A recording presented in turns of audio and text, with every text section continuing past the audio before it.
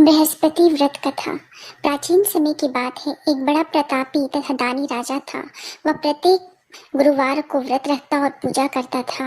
यह उसकी रानी को अच्छा नहीं लगता था। न ही वो व्रत रखती और न ही किसी को एक पैसा दान देती। राजा को भी ऐसा करने से मना करती थी। एक समय की बात है कि राजा शिकार खेलने के लिए वन में चले गए। घर पर रानी और दासी अकेली थी। उस समय गुरु बृहस्पति साधु का रूप धारण कर राजा के दरवाजे पे भिक्षा मांगने आए। साधु ने रानी से भिक्षा मांगी तो वह कहने लगी, हे साधु महाराज, मैं इस दान और पुण्य से तंग आ चुकी हूँ। आप कोई ऐसा उपाय बताइए जिससे ये सारा धन नष्ट हो जाए और मैं आराम से रह सकूं। साधु रूपी बृहस्पति देव ने कहा, हे देवी, तुम बड़ी विचित्र हो। संतान और धन के लिए भी कोई दुखी होता है। अगर तुम्हारे पास धन अधिक है तो उसे शुभ कार्यों में लगाओ जिससे तुम्हारे दोनों लोग सुधरे।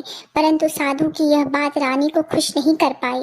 उसने कहा, मुझे ऐसे धन की आवश्यकता नहीं जिसे मैं दान दे सकूं, जिसको संभालने में मेरा सारा समय नष्ट हो जाए। साधु ने कहा, यदि तुम्हारी यही इच्छा है तो जैसा मैं कहता हूँ वैसा करना। बृहस्पति के दिन तुम घर को गोबर से लिपना, अपने केशों को पीली मिट्टी से धोना, केशों को धोते समय स्नान करना, राजा से भी हजामत बनाने को कहना, भोजन में मांस मदिरा खाना, कपड़ा धोबी को धुलने के लिए देना। इस प्रकार 7 बृहस्पतिवार करने से तुम्हारा समस्त धन नष्ट हो जाएगा। इतना कहकर साधु बने बृहस्पति देव अंतर ध्यान हो गए। साधु के कहे अनुसार करते हुए अभी रानी को 3 ही बृहस्पतिवार बीते थे कि उसकी समस्त संपत्ति नष्ट हो गई। भोजन के लिए परिवार तरसने लगा। एक दिन राजा रानी से बोले, हे रानी, तुम यही रहो, मैं दूसरे देश को जाता हूँ, क्योंकि यहाँ मुझे सभी जानते हैं, इसलिए मैं कोई छोटा काम नहीं कर सकता। ऐसा कहकर राजा परदेश चला गया।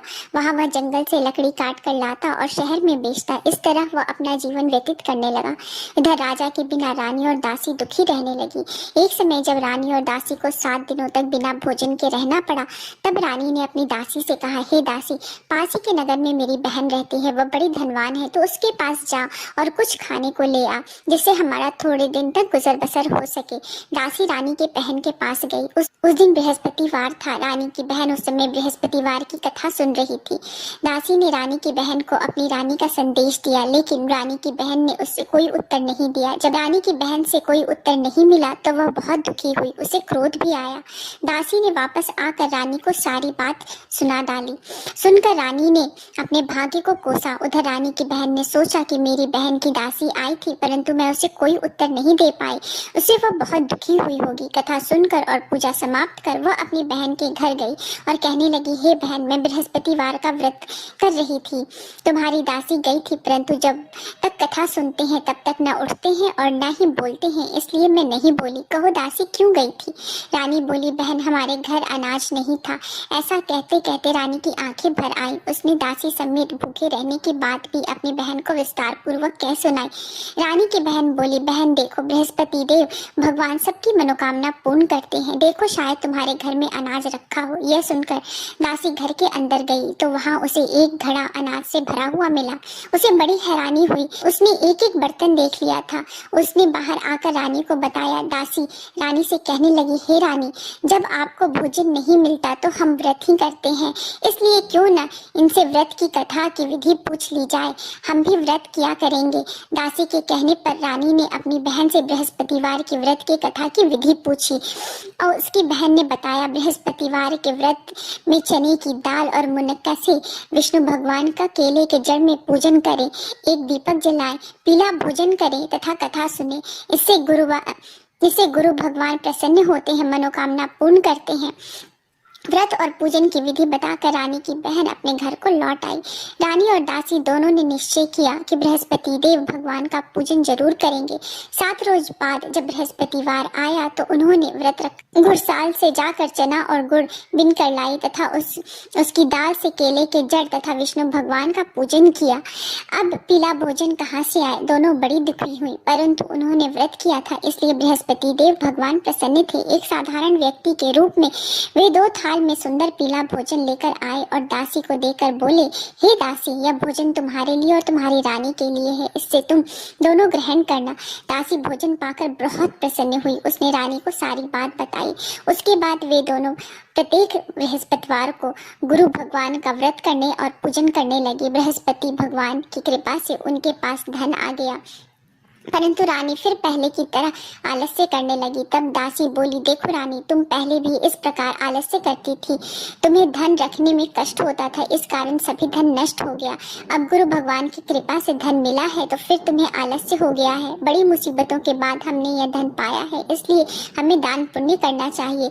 अब तुम भूखे मनुष्यों को भोजन कराओ, प्याऊ लगवाओ, ब्राह्मणों को दान दो, कुआं, तालाब, बावड़ी आदि का निर्माण कराओ, मंदिर, पाठशाला आदि बनवाओ, कुंवारी कन्याओं का विवाह कराओ, अर्थात धन को शुभ कार्यों में खर्च करो, जिससे तुम्हारे कुल का यश बढ़े तथा स्वर्ग प्राप्त हो और पितर प्रसन्न हो। दासी की बात सुनकर रानी शुभ कार्य करने लगी, उसका यश फैलने लगा। एक दिन रानी और दासी आपस में विचार करने लगी कि न जाने राजा किस दशा में होंगे, उनकी कोई खोज खबर भी नहीं मिली। उन्होंने श्रद्धा पूर्वक गुरु बृहस्पति भगवान की प्रार्थना की कि राजा जहाँ कहीं भी हो शीघ्र वापस आ जाएं। उधर राजा परदेश में बहुत दुखी रहने लगा। वह प्रतिदिन जंगल से लकड़ी बिनकर लाता और उसे शहर में बेचकर अपने दुखी जीवन को बड़ी कठिनता से व्यतीत करने लगा। एक दिन दुखी होकर उसने पुरानी बातें याद करने लगा और रोने लगा और उदास हो गया। उस समय राजा के पास बृहस्पति देव साधु का वेश में आकर बोले, हे लकड़हारे, तुम इस सुनसान जंगल में किस चिंता में बैठे हो, मुझे बताओ। यह सुनकर राजा के नेत्रों में जल भर आया। साधु की वंदना कर राजा ने अपनी संपूर्ण कहानी कह सुनाई। महात्मा दयालु होते हैं। वे राजा से बोले, हे राजन, तुम्हारी पत्नी ने बृहस्पति देव के प्रति अपराध किया था, इसी कारण तुम्हारी यह दशा हुई है। अब तुम चिंता मत करो, भगवान तुम्हें पहले से अधिक धन देंगे। देखो, तुम्हारी पत्नी ने बृहस्पतिवार का व्रत प्रारंभ कर दिया है। अब तुम भी बृहस्पतिवार का व्रत करके चने के दाल व गुड़ जल के लोटे में डालकर केले के पेड़ की पूजन करो, फिर कथा सुनो और या कहो, भगवान तुम्हारी सब मनोकामनाओं को पूर्ण कर देंगे। साधु की बात सुनकर राजा बोले, हे प्रभु, लकड़ी बेचकर तो इतना पैसा नहीं बचता जिससे भोजन के उपरांत कुछ बचा सकूं। मैंने रात्रि में अपनी रानी को व्याकुल देखा है। मेरे पास कोई साधन नहीं है जिससे उसका समाचार पा सकूं। फिर मैं कौन सी कहानी कहूँ, यह भी मुझको मालूम नहीं। साधु ने कहा, हे राजन, मन में बृहस्पति भगवान के पूजन व्रत का निश्चय करो, वे स्वयं तुम्हारे लिए कोई राह बना देंगे। बृहस्पतिवार के दिन तुम रोजाना की तरह लकड़ियां लेकर शहर जाना, तुम्हें रोज से दुगुना धन मिलेगा, जिससे तुम भली भांति भोजन कर लोगे तथा बृहस्पतिवार की पूजा का सामान भी ला सकोगे। जो तुमने बृहस्पतिवार की कहानी के बारे में पूछा है वह इस प्रकार है। बृहस्पति देव की व्रत कथा। प्राचीन काल में एक बहुत ही निर्धन ब्राह्मण था। उसकी कोई संतान नहीं थी। वह नित्य पूजा पाठ करता था। उसकी स्त्री न स्नान करती थी और न ही किसी देवता का पूजन करती थी। इस कारण ब्राह्मण देवता बहुत दुखी रहते थे। भगवान की कृपा से ब्राह्मण के यहाँ एक कन्या उत्पन्न हुई। कन्या बड़ी होने लगी। प्रातः स्नान करके वह भगवान विष्णु का जप करती थी। बृहस्पतिवार का व्रत भी करने लगी। पूजा पाठ समाप्त कर पाठशाला जाती और अपनी मुट्ठी में जौ भर के ले जाती थी और पाठशाला के मार्ग में डालती जाती। लौटते समय वही जौ स्वर्ण के हो जाते थे और उनको बीनकर वो घर ले आती। एक दिन वह बालिका सूप में सोने के जौ को फटक कर साफ कर रही थी। तभी उसकी माँ ने देख लिया और कहा कि हे बेटी, सोने के जौ को फटकने के लिए सोने का सूप होना चाहिए। दूसरे दिन गुरुवार था। कन्या ने व्रत रखा और बृहस्पति देव से सोने के सूप देने की प्रार्थना की। बृहस्पति देव ने उसकी प्रार्थना स्वीकार कर ली। रोजाना की तरह वह कन्या जौ फैलाती हुई पाठशाला चली गई। पाठशाला से लौटते वक्त जब वो जौ बिन रही थी तो बृहस्पति देव की कृपा से उसे सोने का सूप मिला। उसे वो घर ले आई और उससे जौ साफ करने लगी, परंतु उसकी माँ का वही ढंग रहा। एक दिन की बात है, कन्या सोने के सूप में जौ साफ कर रही थी। उस समय उस नगर का राजकुमार वहां से निकला। कन्या के रूप और कार्य को देखकर वह उस पर मोहित हो गया। राजमहल में आकर वह भोजन तथा जल त्याग कर उदास होकर लेट गया। राजा को जब राजकुमार द्वारा अन्य जल त्यागने का समाचार ज्ञात हुआ तो वे मंत्रियों के साथ अपने पुत्र के पास आ पहुंचे और कारण पूछने लगे। राजकुमार ने राजा को उस लड़की के घर का पता भी बता दिया। मंत्री उस लड़की के घर गए। मंत्री ने ब्राह्मण के समक्ष राजा की ओर से निवेदन किया। कुछ दिन बाद ब्राह्मण की कन्या का विवाह राजकुमार के साथ संपन्न हुआ। कन्या के घर से जाते ही ब्राह्मण के घर में पहले की भांति गरीबी का निवास हो गया। एक दिन दुखी होकर ब्राह्मण अपनी पुत्री से मिलने गए। बेटी ने पिता की अवस्था को देखा और अपनी माँ का हाल पूछा। ब्राह्मण ने सभी हाल विस्तार पूर्वक सुनाया। कन्या ने बहुत सा धन देकर अपने पिता को विदा कर दिया, लेकिन कुछ दिन के बाद वही हाल हो गया। ब्राह्मण फिर अपनी कन्या के यहाँ गए और सभी हाल अपनी पुत्री को कह सुनाया। पुत्री बोली, हे पिताजी, आप माताजी को यहाँ लिवा लाओ, मैं उन्हें वह विधि बता दूंगी जिससे गरीबी दूर हो जाएगी। ब्राह्मण देवता अपनी स्त्री को साथ लेकर अपनी पुत्री के पास राजमहल में पहुंचे तो पुत्री ने अपनी माँ को बहुत समझाया। वो बोली, हे माँ, तुम प्रातःकाल स्नान आदि करके विष्णु भगवान का पूजन करो तो सब दरिद्रता दूर हो जाएगी। परंतु उसकी माँ ने उसकी एक भी बात नहीं मानी। वह प्रातःकाल उठकर अपनी पुत्री की बची जूठन खा लेती थी। एक दिन उसकी पुत्री को बहुत गुस्सा आया। उसने अपनी माँ को एक कोठरी में बंद कर दिया। प्रातः उसे स्नान आदि करा के पूजा पाठ करवाया तो उससे उसकी माँ की बुद्धि ठीक हो गई। इसके बाद वह नियम से पूजा पाठ करने लगी और प्रत्येक बृहस्पतिवार को व्रत भी करने लगी। इस व्रत के प्रभाव से मृत्यु के बाद वह स्वर्ग को प्राप्त हुई। वह ब्राह्मण देवता भी सुखपूर्वक इस लोक का सुख भोग करके स्वर्ग को प्राप्त हुए। इस तरह कहानी कहकर साधु बने देवता वहां से लोप हो गए। धीरे धीरे समय व्यतीत होने पर फिर बृहस्पतिवार का दिन आया। राजा जंगल से लकड़ी काट कर शहर में बेचने गया। उसे उस दिन और दिनों से अधिक धन मिला। राजा ने चना गुड़ आदि लाकर बृहस्पतिवार का व्रत किया। उस दिन से उसके सभी कलेश दूर हो गए। परंतु जब अगले गुरुवार का दिन आया तो राजा बृहस्पतिवार का व्रत करना भूल गया। इस कारण बृहस्पति भगवान नाराज हो गए। उस दिन उस नगर के राजा ने विशाल यज्ञ का आयोजन किया था तथा उसके समस्त राज्य में घोषणा करवा दी थी कि सभी मेरे घर भोजन करने आवे, किसी के घर चूल्हा ना जले।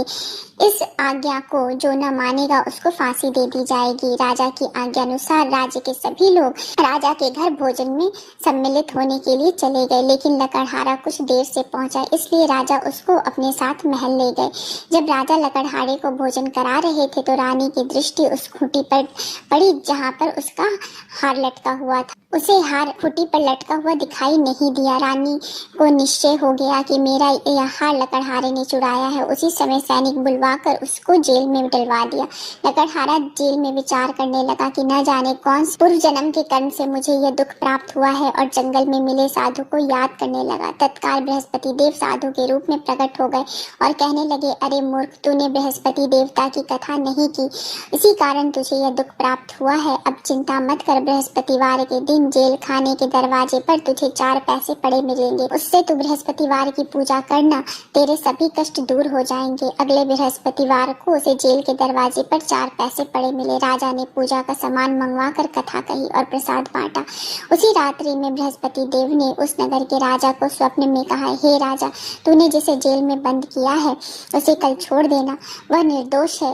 राजा प्रातःकाल उठा और खूंटी पर हार टंगा देखकर लकड़हारे को बुलाकर क्षमा मांगी तथा राजा के योग्य सुंदर वस्त्र आभूषण भेंट कर उसे विदा किया।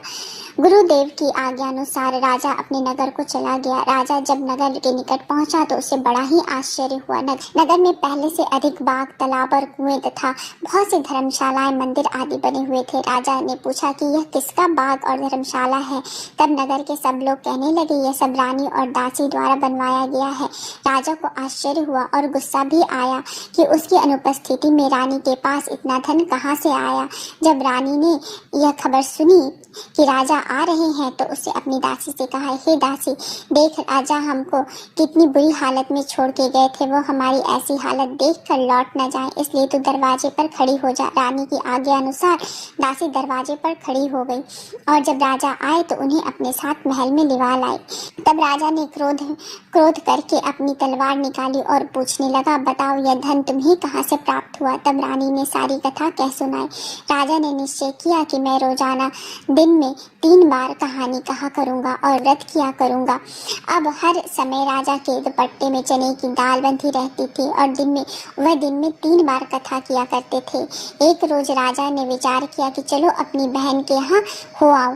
इस तरह का निश्चय कर राजा घोड़े पर सवार हो अपनी बहन के यहाँ चल दिए। मार्ग में उन्होंने देखा कि कुछ आदमी एक मुर्दे को लिए जा रहे हैं। उन्हें रोककर राजा कहने लगा, अरे भाइयों, मेरी बृहस्पतिवार की कथा सुन लो। वे बोले, लो, हमारा तो एक आदमी मर गया है, इसको अपनी कथा की पड़ी है। परंतु कुछ आदमी बोले, अच्छा कहो, हम तुम्हारी कथा भी सुनेंगे। राजा ने दाल निकाली और कथा कहनी शुरू कर दी।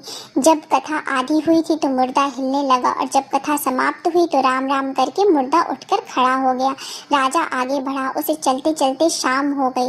आगे मार्ग में उसे एक किसान खेत में हल चलाता मिला। राजा ने उससे कथा सुनने का आग्रह किया, लेकिन लेकिन वो नहीं माना। राजा आगे चल दिया। राजा के हटते ही बैल पछाड़ खाकर गिर गए तथा किसान के पेट में बहुत जोर से दर्द होने लगा। उसी समय किसान की माँ रोटी लेकर आई। उसने यह सब देखा तो अपने पुत्र से सब हाल पूछा। बेटे ने सभी हाल कह बताया। बुढ़िया दौड़े दौड़े उस घुड़सवार के पास पहुंची और उससे बोली, मैं तेरी कथा सुनूंगी, तू अपनी कथा मेरे खेत में चलकर कहना। राजा ने लौटकर बुढ़िया के खेत में जाकर कथा कही, जिससे सुनते ही बैल खड़े हो गए तथा किसान के पेट का दर्द भी बंद हो गया। राजा अपनी बहन के घर पहुंचा। बहन ने भाई की खूब मेहमानदारी की।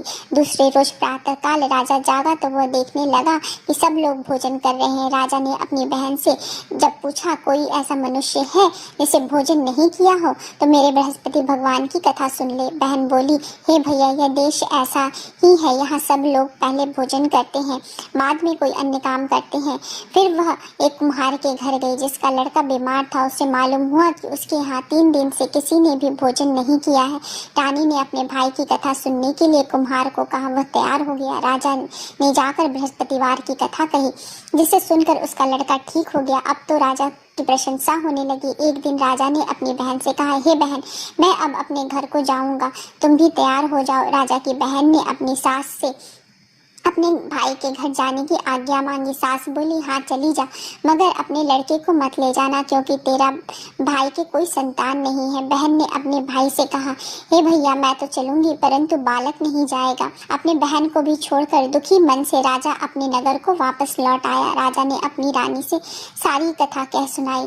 बिना भोजन किए वह शैया पर लेट गया। रानी बोली, हे प्रभु, बृहस्पति देव ने हमें सब कुछ दिया है, वे हमें संतान भी अवश्य देंगे। उसी रात बृहस्पति देव ने राजा को स्वप्न में कहा, हे राजा, उठ, सभी सोच त्याग दे, तेरी रानी गर्भवती है। राजा ने यह जानकर बड़ी खुशी हुई। 9वें महीने रानी के गर्भ से एक सुंदर पुत्र पैदा हुआ। तब राजा ने बोला, हे रानी, स्त्री बिना भोजन के रह सकती है, परंतु बिना कहे नहीं रह सकती। जब मेरी बहन आए तो तुम उससे कुछ मत कहना। रानी ने हाँ कर दी। जब राजा की बहन ने यह शुभ समाचार सुना तो वह बहुत खुश हुई और विदाई देने के लिए भाई के यहाँ आई। रानी ने तब उसे आने का उलाहना दिया। जब भाई आपके साथ ला रहे थे तब टाल गई, उनके साथ न आई और आज अपने आप ही भागी भागी बिना बुलाए आ गई। तो राजा की बहन बोली, भाई, मैं इस प्रकार न कहती तो तुम्हारे घर औलाद कैसे होती। बृहस्पति देव सभी कामनाओं को पूर्ण करते हैं। जो सद्भावना पूर्वक बृहस्पतिवार का व्रत करता है एवं कथा पढ़ता है तथा सुनता है और दूसरों को सुनाता है, बृहस्पति देव उसकी सभी मनोकामनाओं को पूर्ण करते हैं, उसकी सदैव रक्षा करते हैं। जो संसार में सद्भावना से गुरुदेव का पूजन करते हैं एवं व्रत सच्चे हृदय से करते हैं, उनकी सभी मनोकामनाएं वैसे ही पूर्ण होती है। जैसे सच्ची भावना से रानी और राजा ने बृहस्पतिवार की कथा का गुणगान किया तो उनकी सभी मनोकामनाएं बृहस्पति देव ने पूर्ण की। अनजाने में भी बृहस्पति देव की अपेक्षा ना करें, ऐसा करने से सुख शांति नष्ट हो जाती है। इसलिए सबको कथा सुनने के बाद प्रसाद लेकर जाना चाहिए। हृदय में उनका मनन करते हुए जयकारा बोलना चाहिए। बोलो श्री बृहस्पति भगवान की जय, बोलो श्री विष्णु भगवान की जय। तो दोस्तों, अगर आपको ये हमारी वीडियो अच्छी लगी होगी तो इसे वीडियो को लाइक कर दे, चैनल को सब्सक्राइब कर दो, हमारे वीडियो को ज़्यादा से ज़्यादा शेयर करें ताकि हम लोगों को और सपोर्ट मिले।